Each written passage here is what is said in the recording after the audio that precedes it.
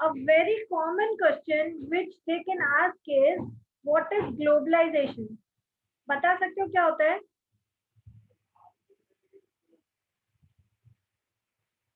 Anyone who knows what is globalization?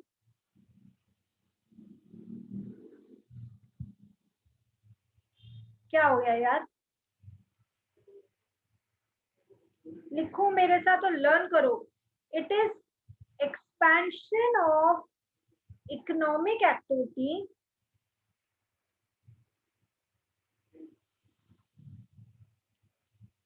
ये ही लिखना है. It is expansion of economic activity across political and geographical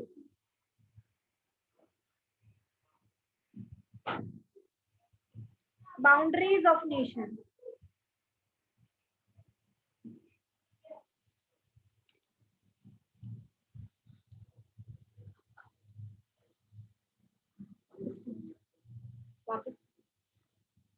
ठीक है, मतलब सी, if this is your country,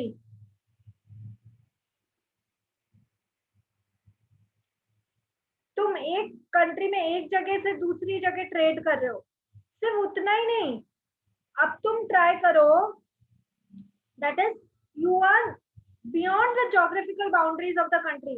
मतलब तुम पूरे ग्लोब में कहीं भी काम करो, यदि कोई और कंट्री है तो वहां से तुम्हारा सामान आ रहा है, जा रहा है, इंपोर्ट एक्सपोर्ट हो रहा है, तो you are going across the geographical boundaries of your country.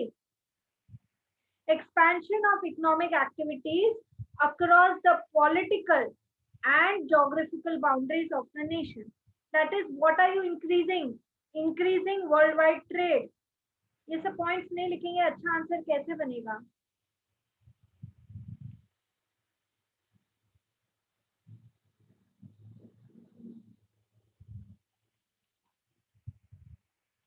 Increasing worldwide trade.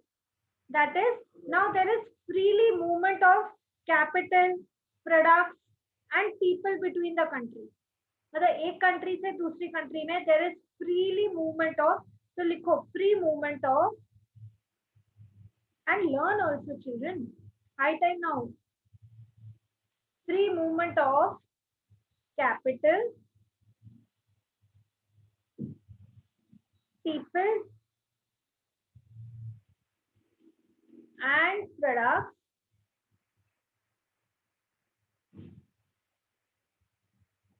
between countries.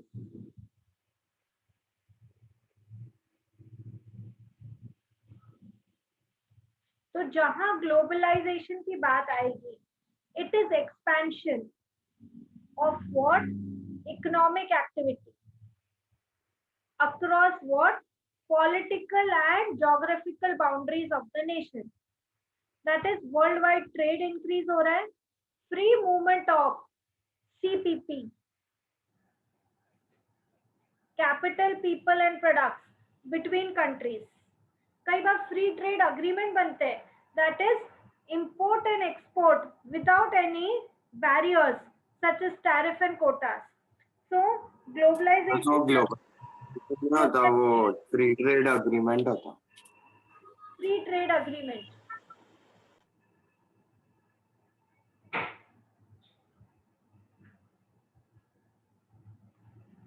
Free trade agreement क्या होता है? आप इंपोर्ट करें, एक्सपोर्ट करें एक दूसरे की कंट्रीज से, so import export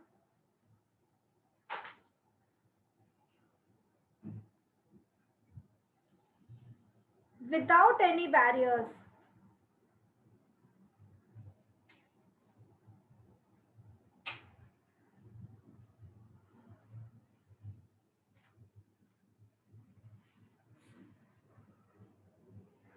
Import export without any barriers. Barriers क्या क्या हो सकते हैं?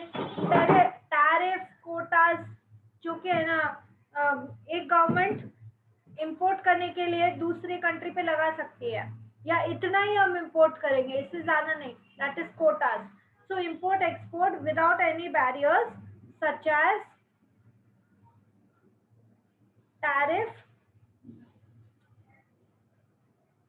कोटा।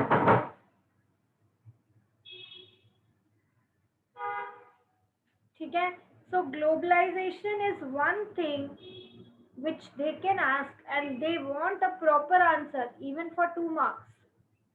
So please 2 मिनट दे रही हूँ, लर्न करो इसको। एंड उसके बाद हम लोग को जाना पड़ेगा exchange rate, depreciation, devaluation of the currency, also currency appreciation. ये भी आपको आइडेंटिफाई करने होना चाहिए कि कब एप्रिसिएशन होता है, कब depreciation. 2 minutes, learn globalization. I will ask anyone.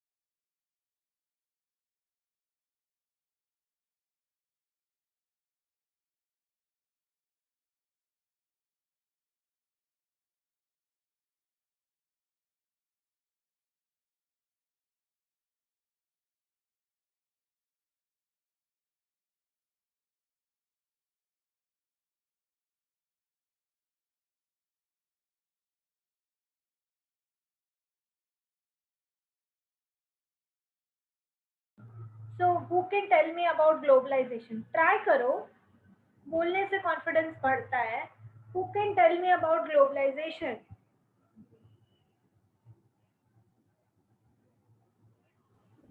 Globalization. Expansion of economic growth of a country or across countries, across politician and geographical boundaries of nation. Okay, so आप याद रखेंगे एक्सपेंशन ऑफ इकोनॉमिक एक्टिविटी। यदि globalisation के बारे में पूछ रहा है, 2 ई है। E for expansion of what? E for economic activity. Expansion of economic activity across political and geographical boundaries. ठीक है, फ्री मूवमेंट ऑफ सीपीपी, या आप इकोनॉमिक्स में पीपीसी कर्व किए हो, ऐसे याद रख लो ना। Free movement of PPC, fast fast लिखना है एग्जाम में। Free movement of PPC, PPC मतलब people products capital between the countries. इतना तो लिखना ही है। Okay, so now next topic, very very important topic, exchange rate.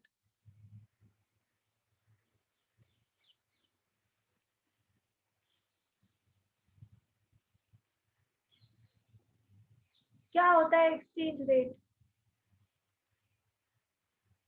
क्या होता है exchange rate? Ma'am, value of a currency. Exchange. Value of a currency. Yeah. एक मिनट, Anushka, Anushka please tell me what is It's like exchange of currency. Like when you go to some other country, then you exchange the money, so you get the other country's money back to you. Okay, so you have to, मतलब आता है तुम लोग को, लेकिन words में put करने नहीं आता। Ma'am, so it is price of one currency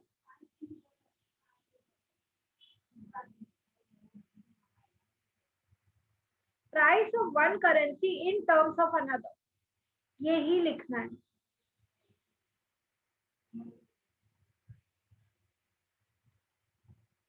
example दो, $1 is equal to ₹80। price of one currency in terms of another is known as exchange rate. 2 minutes, learn now. Ma'am ये क्या है, $1 equals 80 rupees. हाँ 70, generally 70, 80. ठीक है. So exchange rate is price of one currency in terms of another. यदि ये learn हो गया है, exchange rate determine कैसे होती है. अब जो बोल रही हूँ वो बहुत इंपॉर्टेंट है, समझो दिमाग में. How is exchange rate determined?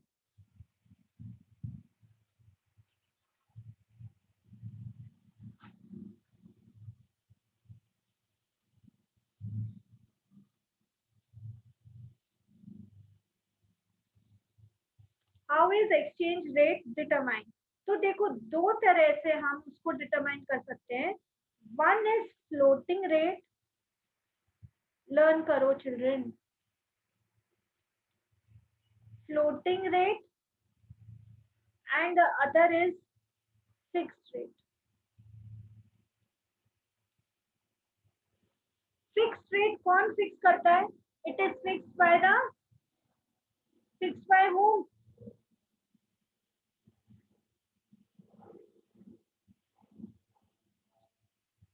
Identify तो करो कौन फिक्स करता है. फिक्स बाय द, तुम क्या समझते हो? कॉमन सेंस लगा दो. Fix by the government.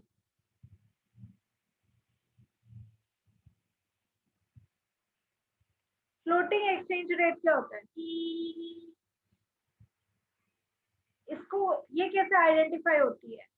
Forces of, please children, this is basic which you are not knowing till now. Forces of demand and supply.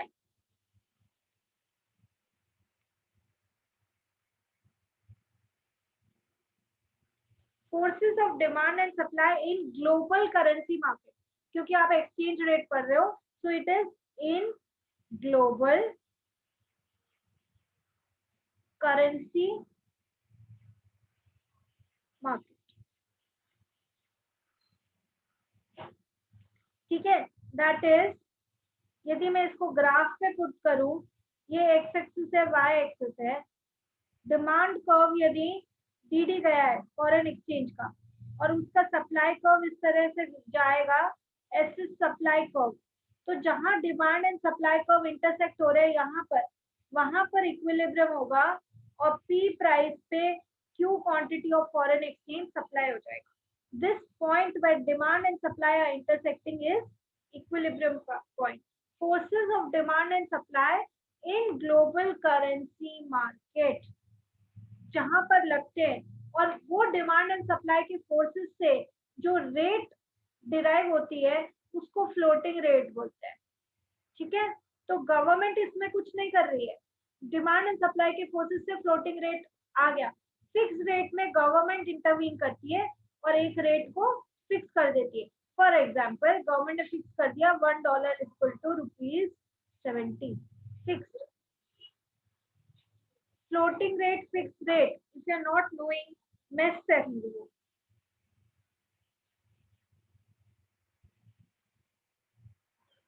Floating rate क्या होता है? Fixed rate क्या होता है? Somebody sum up for me.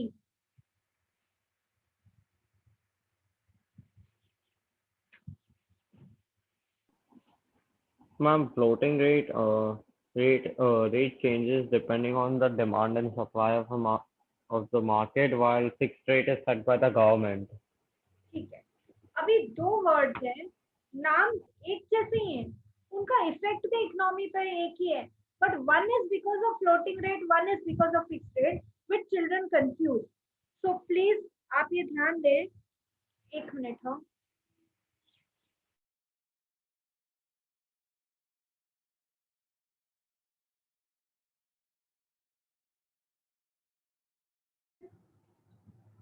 One is devaluation of currency,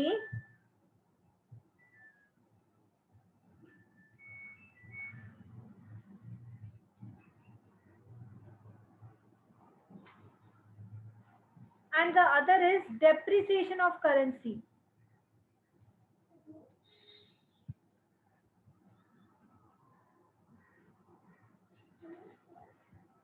जो devaluation, देखो दोनों का मतलब ये है फॉल होना। डिवैल्यूएशन डेप्रिसिएशन आपने अकाउंट्स में भी पढ़ा, depreciation means fall in the value of assets. So दोनों का मतलब fall in value of currency है। सो चाहे डिवैल्यूएशन है चाहे डेप्रिसिएशन है, दोनों का ही मतलब है fall in value of currency. devaluation of currency मतलब भी fall in value of currency, depreciation मतलब भी fall in value of currency। but devaluation किस लिए होता है?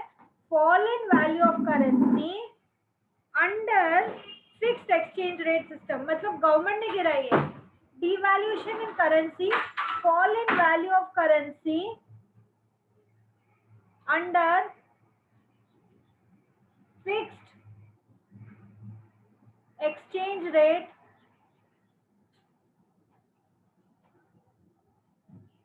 system।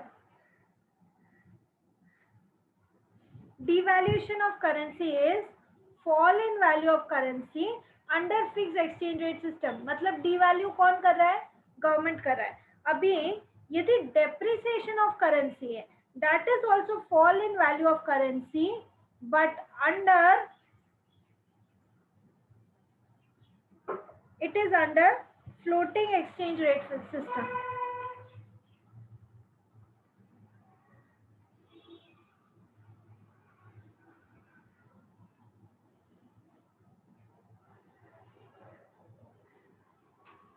ठीक है, तो इसका मतलब मैं डेप्रिसिएशन ऑफ करेंसी बोल रही हूँ तो वो डिमांड एंड सप्लाई के फोर्सेस के कारण हो रहा है। मैं डिवैल्यूएशन ऑफ करेंसी बोल रही हूँ तो वो गवर्नमेंट कर रही है। Both is fall in value of currency. यहाँ तक समझ में आया है? यस और नो? Yes. Yes. ओके, तो एक बार बताओ मुझे, यदि पहले $1, मान लेते हैं, एक ऐसे एग्जांपल लेते हैं, $1 इज इक्वल टू 100 रुपीज था और अभी $1 इज इक्वल टू 120 रुपीज है। तो is it depreciation or is it appreciation? I am asking for rupees. Depreciation. How is it Depreciation.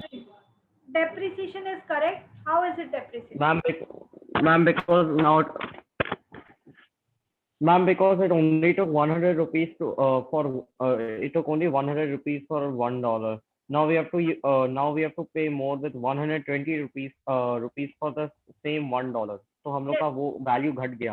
हाँ, तो तुम है ना ऐसे मत सोचना 100 की बजाय 120 आ रही है, बढ़ रहा है। नहीं नहीं, दिस इज डेप्रिसिएशन। पहले जब मैं 100 रुपीज देती थी तो मुझे $1 मिल जाता था। अब मुझे वही $1 खरीदने के लिए 120 रुपीज देना पड़ रहा है। So this is depreciation of currency. समझ में आया? So you have to remember that both devaluation and depreciation have similar effects. That is, it is fall in value of currency. So यदि depreciation या devaluation होगा तो इसका effect क्या होगा? लर्न करो। इंपोर्ट्स करना है, यदि मुझे इंपोर्ट करना है तो मुझे $1 खरीदना पड़ेगा ना, क्योंकि वो लोग तो मुझसे डॉलर लेंगे। मेरे को यदि उनसे सामान लेना है तो मुझे उनको डॉलर देना पड़ेगा। उसके लिए मेरे को ग्लोबल मार्केट से डॉलर खरीदना पड़ेगा। तो मेरे लिए तो डॉलर खरीदना एक्सपेंसिव हो गया। तो यदि मेरे लिए डॉलर खरीदना एक्सपेंसिव और मुझे वो सामान इंपोर्ट करके इंडिया में लाना है, तो डेप्रिसिएशन या डिवैल्यूएशन के कारण होता क्या है? Please remember, Imports become expensive. imports are more expensive.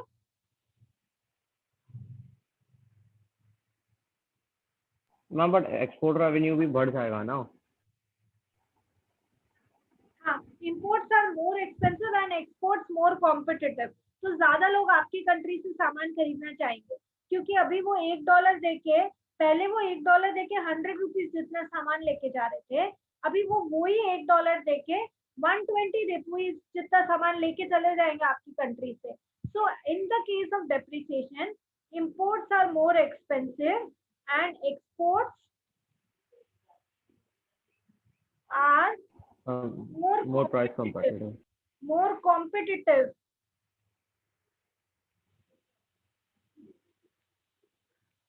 ये as it is आपको learn करना है.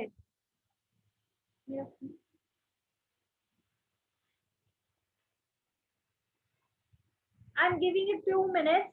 I will ask about fixed exchange rate, floating exchange rate, depreciation, devaluation.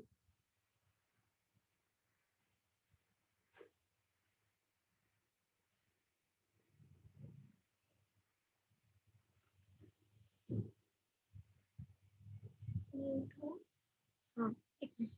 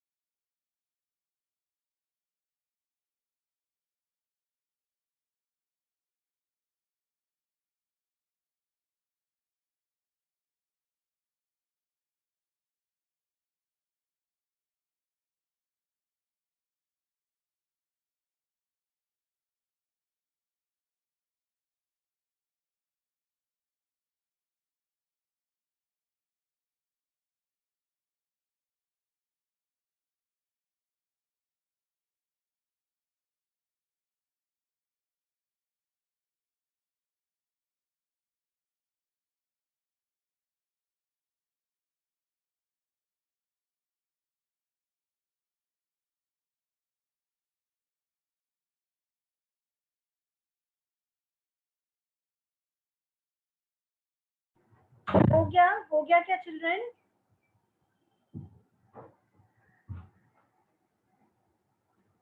What do you mean by exchange rate? Who can answer? Ma'am, price of one currency in terms of another. ठीक है. Current The two ways in which you example $1 equals 20. the two ways in which you can determine exchange rate. Floating exchange rate, floating rate or fixed rate. Okay. Fixed exchange rate कौन determine करता है?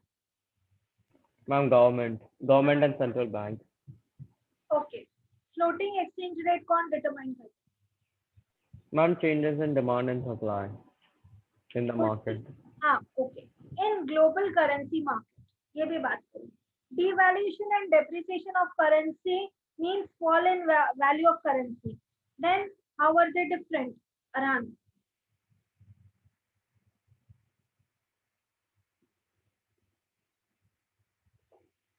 Ma'am, because depreciation will happen in fixed exchange rate, while devaluation will happen in नहीं ma'am एक minute. Depreciation will happen. Ma'am, under fixed exchange rate, devaluation will happen under floating exchange rate. उल्टा मत बोल अरहान. अच्छा उल्टा बोला. Devalue is under fixed. याद करना 2 मिनट लगता है. Devalue is under fixed exchange rate and depreciation is under अच्छा. floating exchange rate. फटाफट करो याद इसको.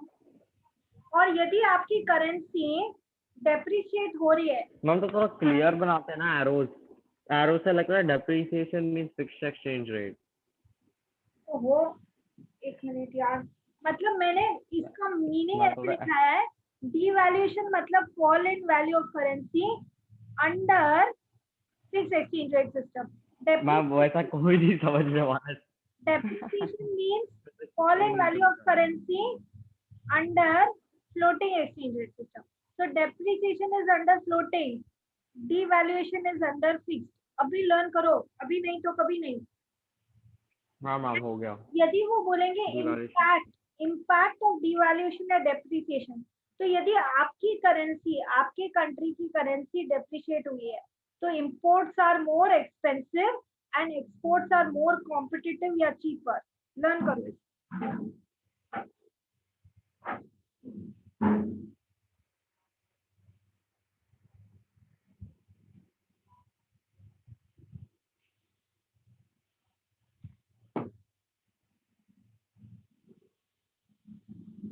ओके, मैं आगे समझाऊं, एप्रिसिएशन समझाऊं?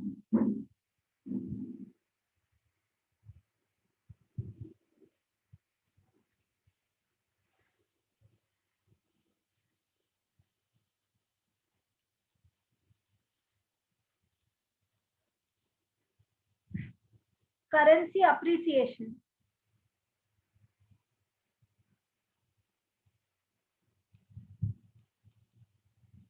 appreciation in value of currency means value of currency rises. अभी तक लिख नहीं रहे हो, लिखो, खुद की नोटबुक में ये लिखा हुआ होना चाहिए, मेरे लिखने से तुमको याद नहीं होगा. Currency appreciation means value of currency rises. यानी कि एग्जांपल क्या दूं, इफ $1 is ₹100, तो अप्रिसिएशन ऑफ करेंसी, यदि रुपी का अप्रिसिएशन हुआ है तो $1 is equal to ₹80 only now.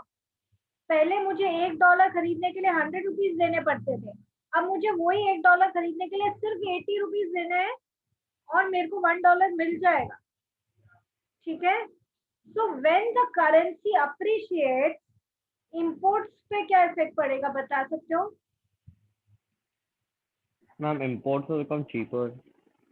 Imports will be cheaper. मैं दूसरी कंट्री से ज्यादा इंपोर्ट कर सकती हूँ. And exports, Ma'am, will be less competitive, so demand गिर जाएगा. या exports will be less competitive, या एक्सपोर्ट्स विल बिकम एक्सपेंसिव. कितना टाइम लगता है? जब समझ में आ गया तो उसको लर्न भी करना पड़ेगा, फॉर अ सिंपल रीजन कि एग्जाम में टाइम ही नहीं होता बहुत सोचने का. Where is the time to think. आपको समझ में आने के बाद आपको उसको लर्न करना बहुत जरूरी है.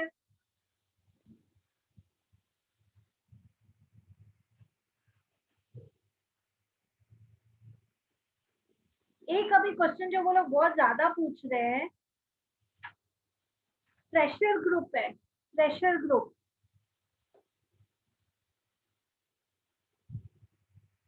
प्रेशर ग्रुप क्या होते हैं? Group formed by people. इसका की लाइन क्या है? Formed by people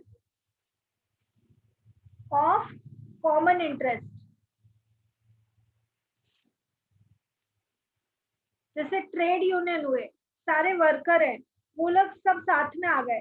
they try to change और इन्फ्लुएंस द बिजनेस डिसीजंस या गवर्नमेंट पॉलिसीज. ठीक है. तो प्रेशर ग्रुप क्या एक्शन लेते हैं? They try to hold public meeting and make people aware about a problem and try to find appropriate solution.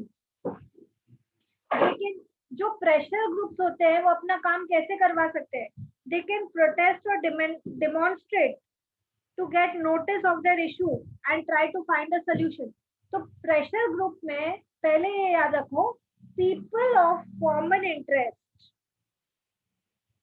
It is a group formed by people of common interest and they can protest and demonstrate.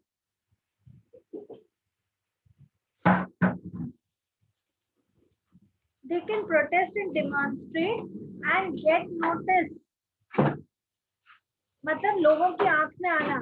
And get notice of their problem.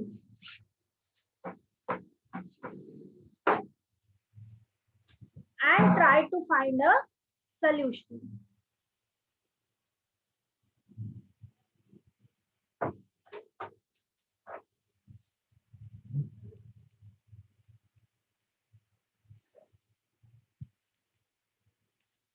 That is pressure groups. Acha, one more question which they can ask is, can a business be both ethical and profitable at the same time? Ethical रहने के लिए मतलब आपको कोई आपको अपने workers को fair wages देनी पड़ेगी। एथिकल रहने के लिए मतलब आपको better quality of goods and services produce करना पड़ेगा, अच्छे क्वालिटी के रॉ मटेरियल्स यूज करने पड़ेंगे, आपको एनवायरनमेंट को खराब नहीं करना है, that way you can be ethical. ये सब काम करने के लिए एक्स्ट्रा कॉस्ट लगता है, एक्स्ट्रा कॉस्ट लगेगा तो हो सकता है आपका प्रॉफिट कम हो। So can your business be more ethical and profitable at the same time? सोचो इसका Yes, आंसर ma'am. करो। Yes, ma'am. Ma'am, but profitability will come. Profitable will come in the long run. Short run के लिए थोड़ा problems आएंगे. यदि यही चीज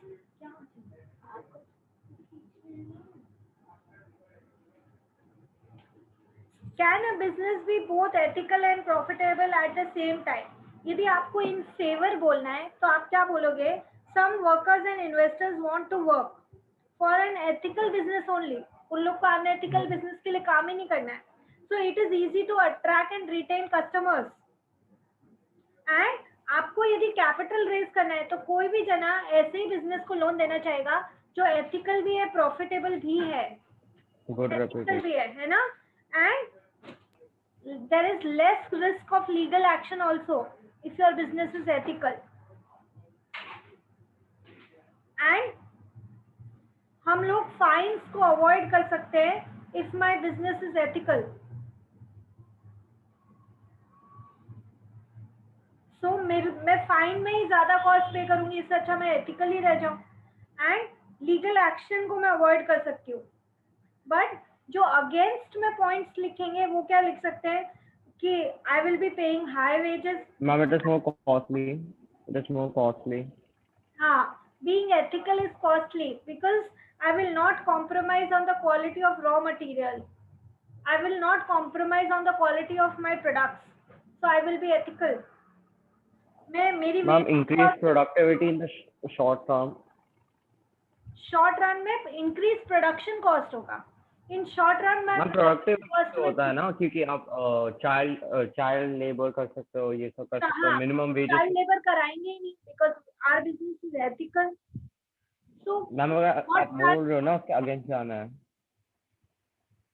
तो हमें बोलना है में ऐसे हो सकता है ना, इन फेवर 4 मार्क्स के लिए, इन अगेंस्ट 4 मार्क्स के लिए, तो दोनों का पॉइंट आना ही चाहिए ना तुमको। So variable cost in short run will increase and that will cause your profit in short run to fall because आप एथिकल हो, आप अच्छा क्वालिटी रॉ मटेरियल यूज कर रहे हो, आप अपने वर्कर्स को भी अच्छे से पैसा दे रहे हो, ठीक है। So in short run you will not compromise on all this, तो तभी शॉर्ट रन में your production cost will increase and your profits might fall. But long run में आप देखो कि एथिकल बिजनेस में ही वर्कर्स काम करना चाहते हैं। We want to retain and attract workers जो कि अच्छे क्वालिटी के गुड वर्कर्स हैं, तो हमको एथिकल रहना पड़ेगा। कोई भी हमको एडिशनल कैपिटल रेज करना है तो एथिकल बिजनेस कोई तो एडिशनल कैपिटल देता है इजीली। एक अनएथिकल बिजनेस को मैं पैसा लगा के मेरा पैसा मुझे वाइप ऑफ थोड़ी ना करना है, ठीक है।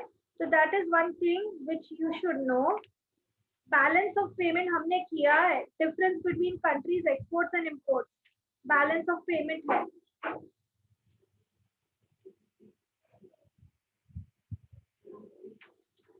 गवर्नमेंट कैसे एक बिजनेस को प्रोटेक्ट कर सकती, मतलब गवर्नमेंट कैसे वर्कर्स को प्रोटेक्ट कर सकती है, that is one question which can come. So government can make laws regarding इतने नंबर ऑफ आवर्स से ज्यादा काम नहीं करा सकते, चाइल्ड लेबर नहीं हो सकता। This is how government can protect workers. Maximum hours of work वो कर सकती है, जैसे कि 48 आवर्स पर वीक।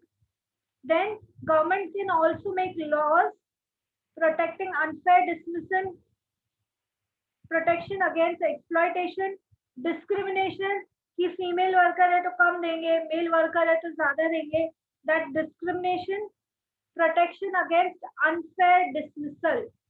तो इतना करना है, protection against unfair dismissal, protection against exploitation, protection against discrimination, protection that is maximum hours of work government can fix. तो इस तरह से गवर्नमेंट वर्कर्स को प्रोटेक्ट कर सकती है. Yes, minimum wage. Minimum wage, very good. एक इतना वेज तो देना ही है, बेयर मिनिमम वेज. अच्छा एक बार बताओ, गवर्नमेंट जो है खुद ट्राई कर रही है कि मल्टीनेशनल कंपनीज आए और आपकी कंट्री में अपना बिजनेस ओपन करें. Why is government trying so? Jobs. सबसे पहले आपकी कंट्री में to create job, that is point number 1. और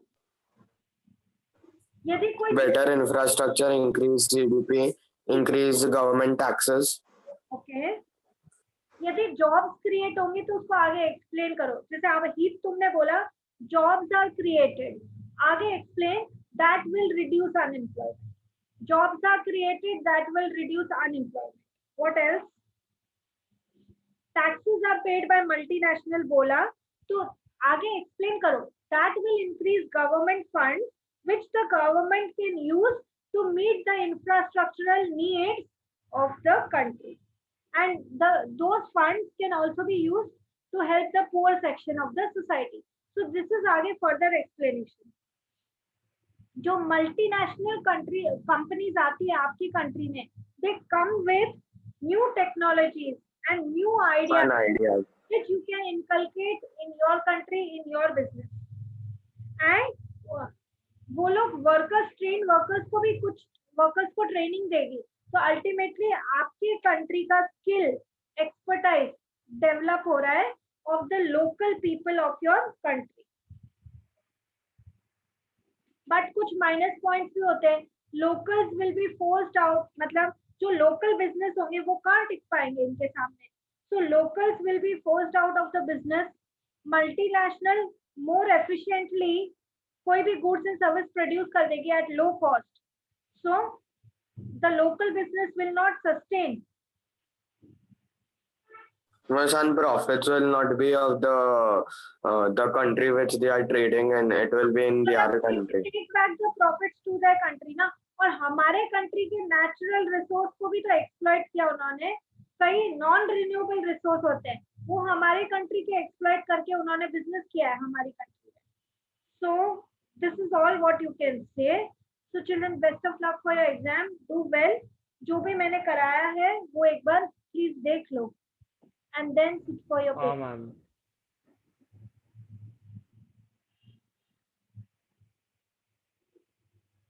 Okay. Bye children.